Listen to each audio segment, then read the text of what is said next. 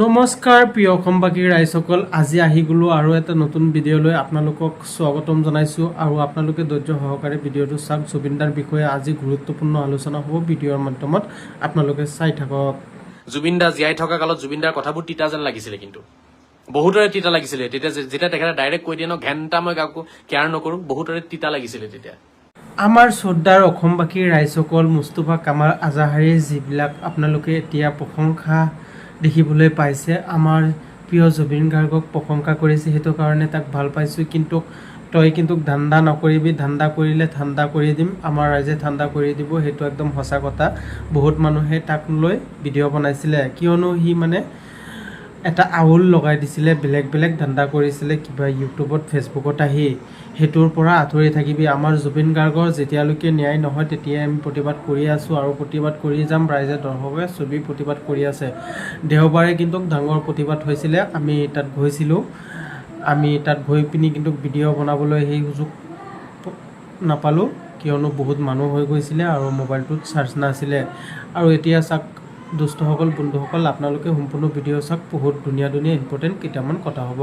জুবিনৰ অনুৰাগীবিলাকতো এতিয়া 10% মোৰে অনুৰাগী হৈ গৈছে। আমাৰ অসমৰ জনপ্ৰিয় আমাৰ হিমন্ত বিশ্ব শৰ্মা ছাৰে যিখিনি আলোচনা কৰিছে আপোনালোকে শুনিছে নিশ্চয়। সেইটো আমাৰ জুবিন গাৰ্গৰ বোলে 10% যিটো অনুৰাগী, সেইটো আমাৰ মামাৰ হৈ গ'ল আৰু হ'বই লাগিব, কিয়নো আমাৰ মামা যিখিনি কাম কৰিছে আপোনালোকে প্ৰকৃত কৰিছে, চাইছে, দেখিছে। কিন্তু আপোনালোকে কমেণ্ট বক্সত, মোৰ ইউটিউবত কমেণ্ট বক্সত গৈ পেলাই কমেণ্টত জনাব সেইটো কেনেকুৱা, মানে যিটো মামাৰ অনুৰাগী হৈ গ'ল 10%, তাৰ ভিত্তিত আপোনালোকে কমেণ্ট কৰি জনাওক। আৰু ধুনীয়া ধুনীয়া ইম্পৰ্টেণ্ট কেইটামান ক্লিপ চাই আহক। যে জুবিন দাক আপুনি ইমান সন্মান কৰিছে, আৰু জুবিনৰ অনুৰাগীৰ ভিতৰতো মই নিজেও আছোঁ। মোৰ দেউতাৰ গান কোনে বনাইছিলে? জুবিনে বনাইছিলে। জুবিনৰ অনুৰাগীৰ কম্পিটিশ্যন হ'লে মোৰো নামটো 1ৰ পৰা 10ৰ ভিতৰত থাকিবই। আমাৰ প্ৰিয় অসমৰ ৰাইজসকল, আপোনালোকে শুনিছে নিশ্চয় থাকিব সেইটো, কিয়নো যদি জনপ্ৰিয়তা লাগে সেইটো মানে নিজে নিজে ক'লেই নহয়, কিন্তু জনপ্ৰিয়তা কেনেকুৱা হয় সেইটো ৰাইজে নিৰ্ণয় কৰিব, অসমবাসীয়ে নিৰ্ণয় কৰিব। যেনেকুৱা আমাৰ জুবিন গাৰ্গৰ ক্ষেত্ৰত বিশ্ববাসীয়ে আপোনাৰ ভাল পাইছে, কিয় পাইছে সেইটো আমাৰ অসমৰ ৰাইজে গম পাই আছে। কেনেকুৱা হ'ব লাগে সেইটো জনপ্ৰিয়টো মানে এনেকুৱা বস্তু নহয় যে মানে আজি গৈ পেলাই জনপ্ৰিয়তা পাব, সেইটো কাম কৰিব লাগিব ৰাইজৰ। আৰু কামটো কি সেইটো ৰাইজে কমেণ্টত লিখিব।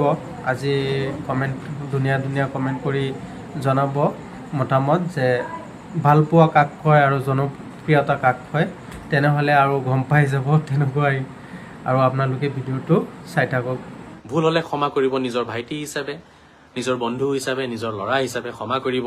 আৰু জুবিন দাৰ অসমখনক আমি সদায় এনেকেই ৰাখিম বুলি প্ৰতিজ্ঞাবদ্ধ হওক, প্ৰতিশ্ৰুতি লওক, ঠিক আছে, পৰিকল্পনা হাতত লওক, সংকল্প লওক, নিশ্চয় আমাৰ অসম তেনেকে হৈ পৰিব অতি সোনকালে। এৰিছোঁ।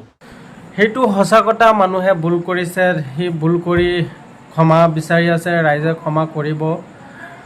আৰু তেনেকুৱা নকৰিবলৈ আমি কাষতৰে আহ্বান জনাই আছোঁ, তেনেকুৱা আৰু নকৰিব। জুবিন গাৰ্গক আমি চিৰকালৰ কাৰণে আমি আত্মাত ৰাখিব লাগিব। জয় জুবিন দা। জুবিন দা আমাৰ দিলত আছে, জুবিন দা আমাৰ সপোনত আছে, জুবিন দা অমৰ হওক। জয় জুবিন দা।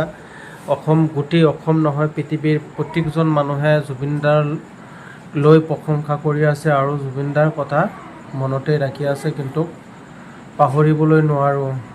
ছেকেণ্ডে জুবিন দাৰ কথা মনত পৰে। আৰু জুবিন দাক আমি অন্তৰৰ পৰা ভাল পাওঁ, সেইটো আগৰ পৰা কৈ আছোঁ, এতিয়াও ক'ম। কিন্তু মুস্তফা কামাল আজাহাৰী বাই, তুমি আৰু হেৰি নকৰিবা, তুমি যিটো ভুল কৰিছা সেইটো ৰাইজৰ আগত ক্ষমা খুজি আছোঁ আৰু তোমালোকে খুজি থাকক, কিয়নো ভুল ডাঙৰ হৈছিলে। ৰাইজে যদি ক্ষমা কৰি দিয়ে মোৰ একো নহয়। আৰু ভিডিঅ'টো আপোনালোকে যদি ভাল লাগিছে তেনেহ'লে লাইক, কমেণ্ট, শ্বেয়াৰ কৰি ছাবস্ক্ৰাইব এটা কৰি দিব ৰাইজ। আৰু আজি ইমানলৈকে সামৰিলোঁ।